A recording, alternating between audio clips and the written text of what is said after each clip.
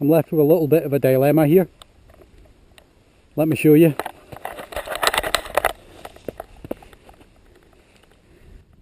It's quite clear, I don't know if you can see that in the camera, but it's quite clear. We've got an icy looking crossing here that looks quite wet. There's no two doubts about it, when I stand in that it's going to break. The big question is, how deep is it? Probably not that deep, but probably try and find a way around it.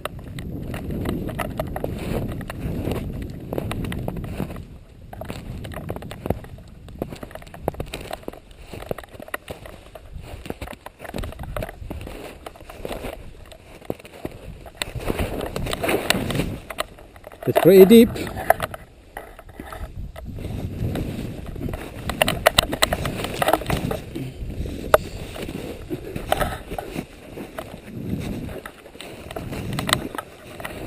Oh my god!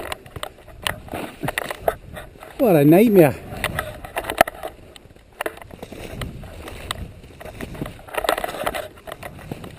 Probably stick to the header just now, I think.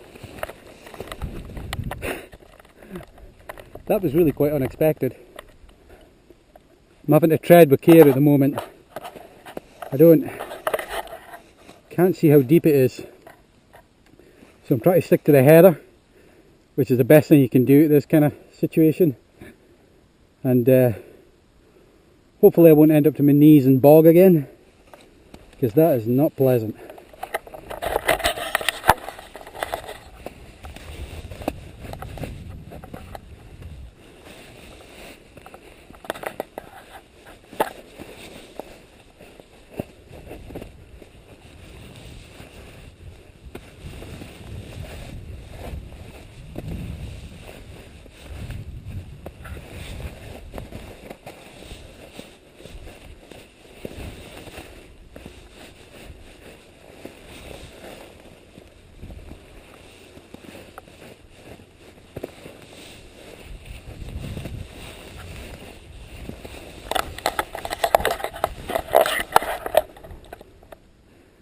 It's going to take a long time to get to the top if I've got to go at this pace. I'm kind of off the path as well. There isn't really a path here. It's slightly, there is a path up that way, but I'm kind of off course just now because it's boggy and deep. But I'm going to try and head over in that direction and pick up the path again. But it's pretty tough going at the moment.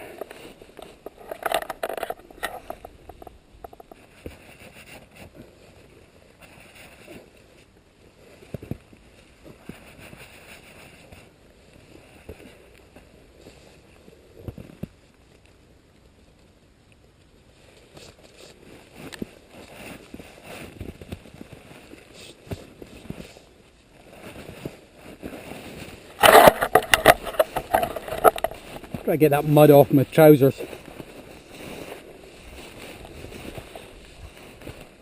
I don't want my trousers to stink of peat bog. Nothing worse than the stink of peat bog. It's disgusting. Anyway, I'm picking up the path again. It's not much of a path, to be fair, but it's a little bit better than what I've been going through.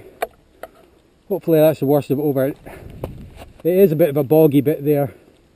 As you can see, it kind of swells a bit.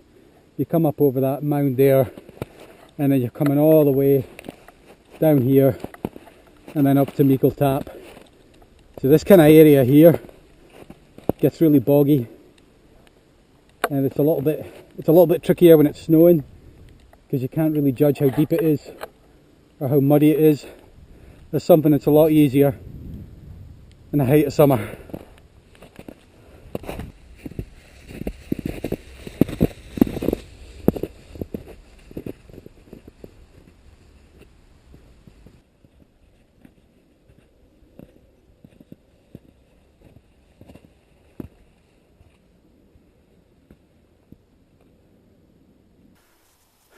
Okay, so this is Meikle Tap.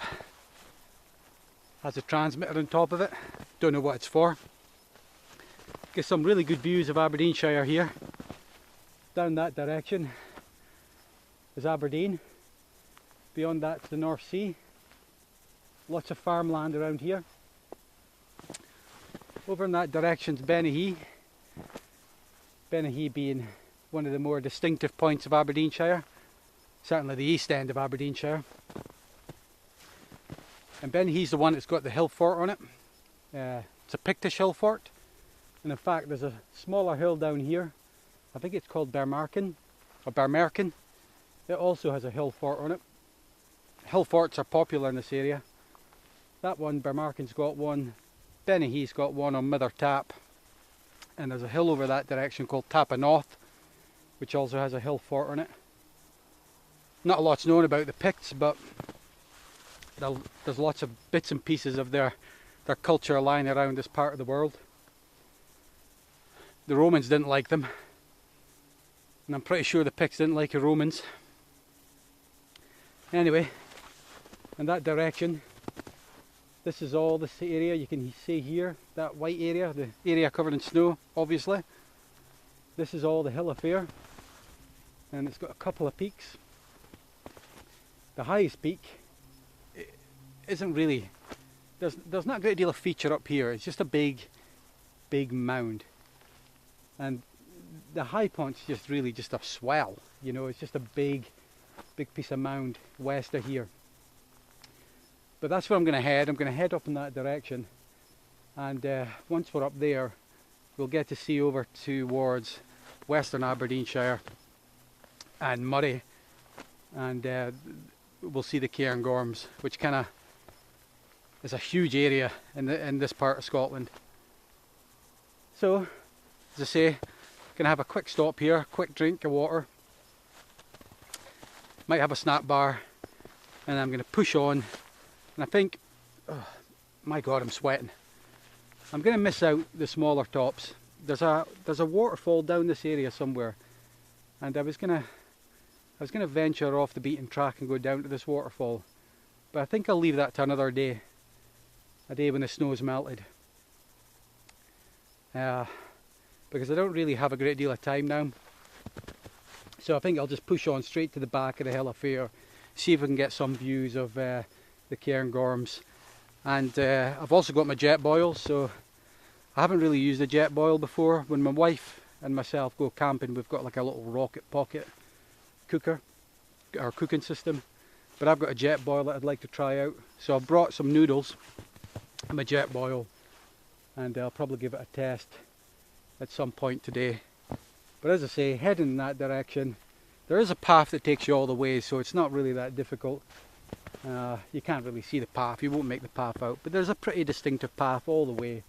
So we'll head straight up there, see if we can get the views. I'll have something to eat, test out my new Jetboil, and everything will be awesome. Great day in the hills.